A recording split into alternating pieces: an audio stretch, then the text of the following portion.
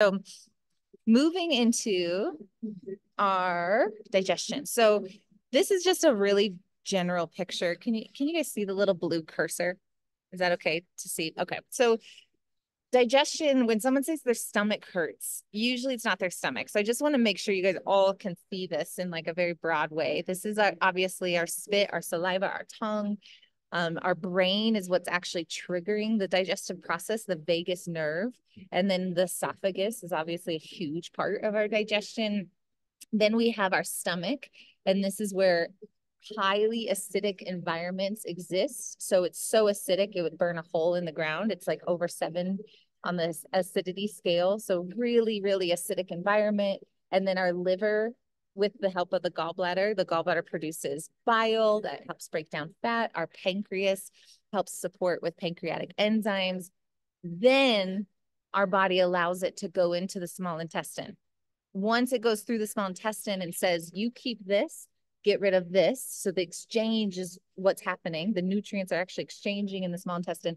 Then we go into the large intestine, and then we get rid of what we don't need. This is what's so important because so many people start with large intestine. Like, I can't be regular. I don't have regular bowel movements. I have diarrhea. I'm going to focus on large intestine, but it's so much about further up. So we really are always looking at what's going on with the stomach, what's going on with the gallbladder, what's going on with the small intestine. Then the large intestine should do its job correctly. So that's why we want to see this as like a whole process. There's multiple layers with our digestive system. So when someone says their stomach hurts, and you guys probably, if you guys have had a stomach hurt, where does it hurt? Like, put your hand where it hurts. It's low. It's definitely a lower area, right? So this is going to be more like our small intestine. So if we're looking at how to heal this, I just broke it down. There's like, it can get pretty complex, but number one, we have to heal the tissue. So the beautiful thing about our intestine and our whole system is that it's created, so our small intestine specifically is made out of epithelial tissue. And this is the same tissue that is made from your tongue. So your tongue is the same. So have you ever burnt your tongue and it sucks so bad? And then like 2 hours later, you don't even remember? Have you guys had that experience before? That's the same tissue as our small intestine. So it's really amazing because it means how quickly can our tissue heal? Very quickly, especially with these nutrients that we can give it. But what happens with most people is that we have constant triggers. So we're going to say, number one, we heal the tissue.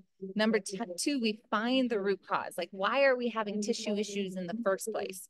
If we have a acid coming up for the tissue up here, so GERD or more of acid reflux, or are we having something like leaky gut, which is when our small intestine, which is epithelial tissue, starts to permeate. And now we have these junctions that aren't quite as tight anymore. So the discretion of what gets in and what gets out no longer exists. So we're getting allergies to everything. We're starting to react to everything. Our histamine is high.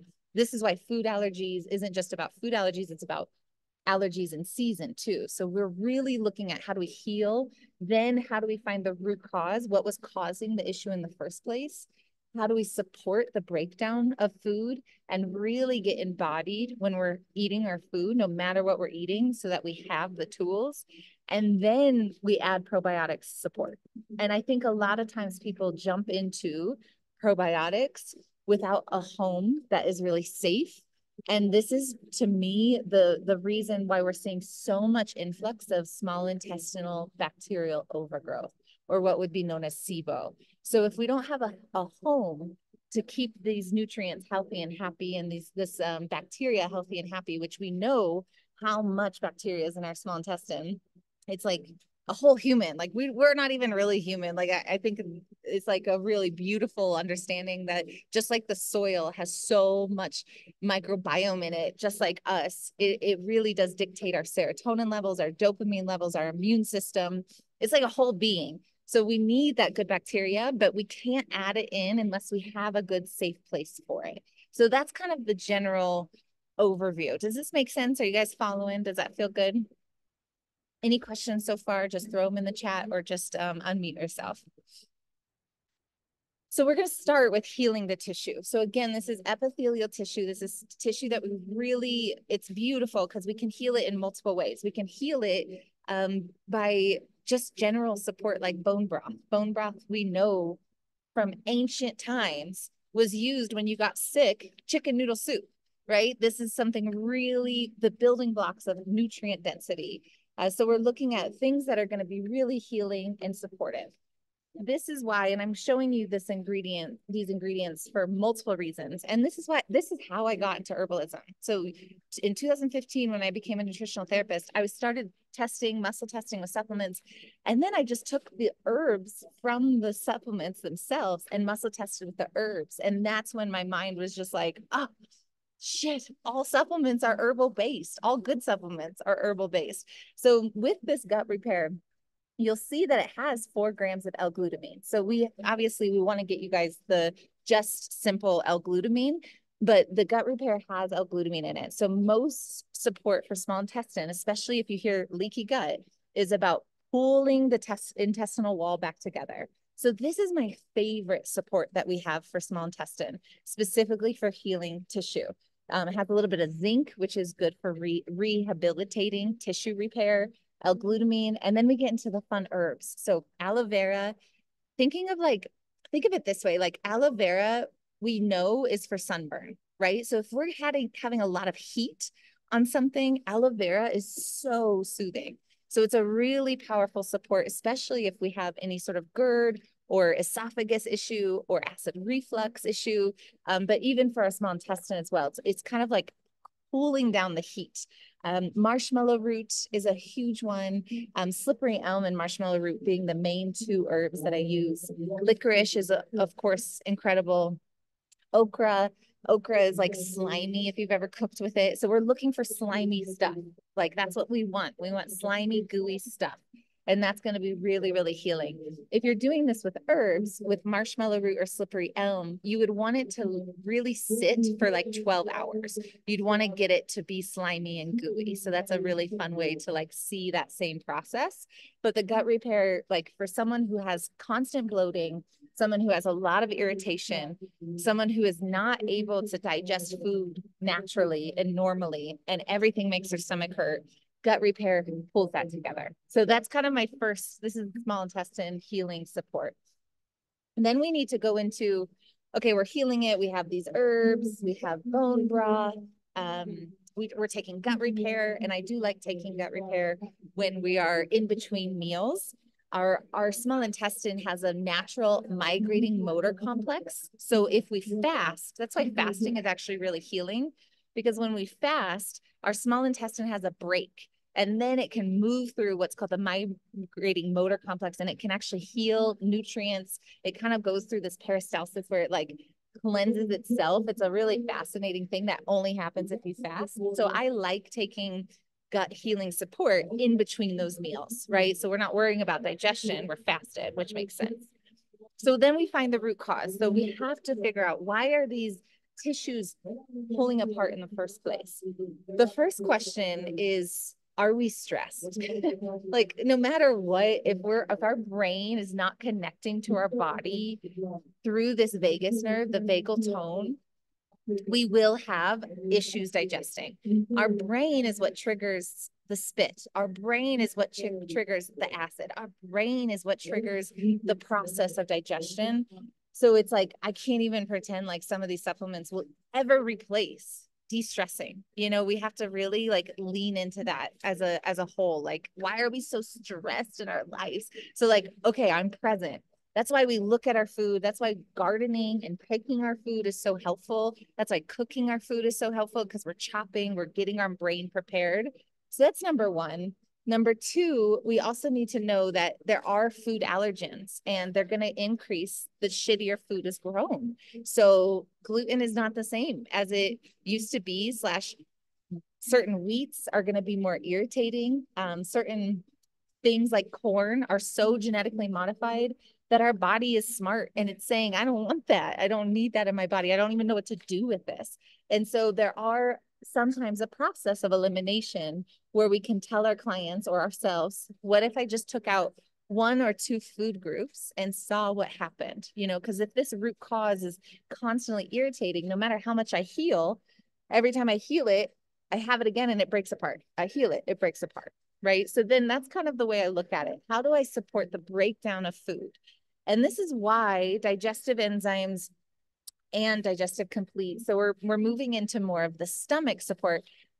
This is like, some people are genetically always going to need support digestive enzymes. It's a very affordable support that I am obsessed with because it breaks down lactose, it breaks down gluten, it breaks down hard to digest proteins, it breaks down carbohydrates, like hard to digest sugars. So digestive enzymes is almost non-negotiable, a really easy way to help someone who's struggling with figuring out what's causing irritation and knowing that they are having bloating of some sort, but don't know where it's coming from. It's usually, okay, let's heal and start with digestive enzymes. It's like foolproof, very safe, very easy to start to navigate and help breaking down food. Technically, digestive enzymes, I just added this. This is the gallbladder. So technically, it's more about fat support, and this is the pancreas. This is more about pancreatic enzymes. But it is also happening in the stomach. So it's just a way to help break down that food. If we are seeing that our clients or ourselves are feeling like their stomach is so heavy after they eat. So has anyone experienced that where you eat and it just sits, like your stomach is just sitting with food? Some people will experience this if they take out meat and then they incorporate meat back in. Or if they take out a food group and have it again, it's almost like, oh my God, this is too heavy. So Digestive Complete, and I'm just going to show you the ingredients because I want, again, for you guys to understand about the power of herbs. Digestive enzymes is going to have a lot of stuff from plants and all of these beautiful supports. This is what you want to look for digestive enzymes, something that's this comprehensive. But when we look at the Digestive Complete, one of the most ancient herbs that has been used for digestive support is gentian. And gentian is so powerful because it's just digestive bitters. It's like you can totally, it's what you put in alcohol drinks. It's what you see on bars, those bitters. You can use those actually for digestive support. There's also digestive bitters you can put on your tongue.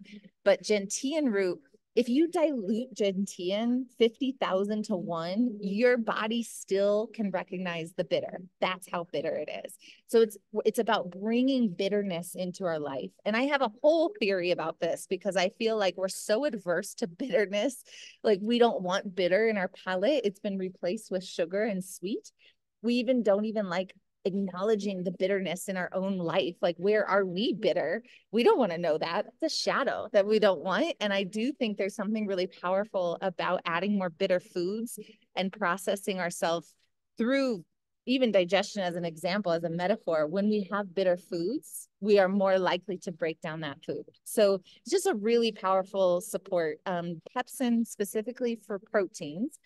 So proteins are very hard to digest. If you eat meat, and this is a visual that you might not like, but like this is an intense muscle that we have to break through. We're eating another animal's muscle. Like that's wild. There's no way that a lot of us don't struggle with breaking that down. And when we are having this kind of heavy stomach bloat and we just feel like we can't quite break it down, then Digestive Complete is where I usually send people. The only caveat is because this is stomach acid. Digestive Complete is basically bringing acid into your stomach. This is not recommended for anyone that currently is suffering from GERD or acid reflux. That's when we would stick with just digestive enzymes. So those are the two supports that we do have that I feel like you can definitely get them through herbs. You can definitely understand so much through them. But we can't overlook them because if we are eating even the perfect diet, but we aren't breaking it down, there's no way our small intestine can absorb those nutrients. It's just a constant. I mean, this is what I was doing for years. It was like the perfect food on my plate and I couldn't assimilate the nutrients. And so I myself was nutrient depleted. So we're really just getting the nutrients from the food as much as we can. We're just breaking it down and supporting ourselves. And then once we find that stability, so let's say that we're breaking down food, our bloat is getting better, our bowel movements are getting better. Now we have the probiotic. And you don't necessarily like we have such a good probiotic. If you guys haven't experienced this, it's a box, it's a 30 capsules, shelf stable. really high dose. So when you look at a probiotic, what you want, because probiotics are precursors and support for neurotransmitters. It's so powerful. You want very good variety. So I love that there's 3 different varieties we have. It's 15 billion CFU, which is really high dose. And we make the way that it's processed, make sure that it gets through our stomach. So it's protected through your stomach so that it actually can live in your small intestine once it gets there. But starting off someone on a probiotic, again, could cause some bloat that we're not ready for. So I start with probiotic rich foods. So this is kimchi, sauerkraut. If you can make your own, that's great. Kombucha is one of those probiotics that can be good, but it also in today's world is so sweet. Sometimes it can cause someone that has bloat even more digestive distress. So you just have to monitor that. I like to make mine a little bit more vinegary. So if I do buy it from the store, you can open it and leave it on the shelf and it can ferment a little bit longer, or you can make your own. But kimchi and probiotic sauerkraut can actually be really, really healing before adding the probiotic itself. But then adding a probiotic, especially if somebody's on an antibiotic, especially if someone is struggling with getting sick a lot, like this is a really powerful nutrient support as long as we know that they're not suffering from very intense bloating to begin with. So if allergies are high and you're not bloating, get on a probiotic. If in general your digestion is pretty good, but you might want a little bit more regularity, get on a probiotic. It's kind of a nice way to do it. So that's my overall like how to break it down. I just want to share a couple things I do offer. So I created this digest pack. This is what I travel with a lot. This is 2 digestive enzymes, 2 digestive complete, and 2 gut repair in capsule form. So it's a daily pack that you can have that's on hand that just makes it really easy if you're traveling, or you can now build your own pack as long as you have 3. So this is for you or your clients. As long as you have 3 supplements, you can build your own pack. So let's say that you wanted a probiotic and 2 digestive enzymes and a D3K2, you'd be able to put that in your little daily pack. So that's a nice way to kind of start to understand which supplements are right, or if somebody is just needing digestive enzymes, obviously we have those individually, but this specific pack was made for, I'm on the go, I'm traveling, and I want some of that support on hand as much as I can. So that's available for you guys with your discount code that you have. And then my final caveat that I think is so important, and I'm launching a course this week that's going to be really about this. So please keep an eye for this if this is resonant for you, because our digestion is directly in touch with the same area as our solar plexus. So as far as the chakra system goes and energy work goes, when we are understanding that it's one and the same and it's all a mirror, solar plexus can be a really powerful understanding about what's going on with our digestion. So say someone is really struggling constantly with digestion, and this was me. My solar plexus, understanding how to do this both in the physical and metaphysical way is such a powerful, empowering place. We know the physical stuff. We know certain food triggers. We know how to break down food. We know the supplements that can support. But simultaneously to also be addressing the solar plexus, which is our sense of identity. It's our sense of self.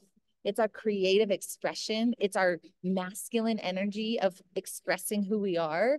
If there's any issue in those categories, which of course, because most of us are trying to be our own entrepreneur and business owner and creating and all of the things that come with just showing up to life, if there is some issues coming up in the solar plexus area, they will manifest as digestive issues. So it's really fun to really understand both of these in a way that can be really important and just powerful to know that these two exist simultaneously. And I think there's just no way I can't mention that on this call, because you guys are all energetic beings anyway. I know you're into this, but having the understanding of our solar plexus, our sense of self, and tying that in and weaving that into how do I take care of my digestion is just non-negotiable. It's a very powerful support because our solar plexus is definitely always trying to talk and communicate to us. So keep an eye out for the course. I'll be emailing it to you guys as early access, and just really great information when it comes to